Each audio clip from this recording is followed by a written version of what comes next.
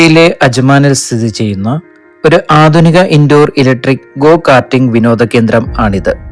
സുഹൃത്തുക്കളോടും കുടുംബത്തോടും കൂടെ ആവേശകരമായ റേസിംഗ് അനുഭവം ആസ്വദിക്കാൻ ഏറ്റവും അനുയോജ്യമായ സ്ഥലങ്ങളിൽ ഒന്നാണിത്. ഇത് ഇലക്ട്രിക് ഗോ കാർട്ടുകൾ ഉപയോഗിച്ചുള്ള ഇൻഡോർ റേസിംഗ് ട്രാക്കാണ്.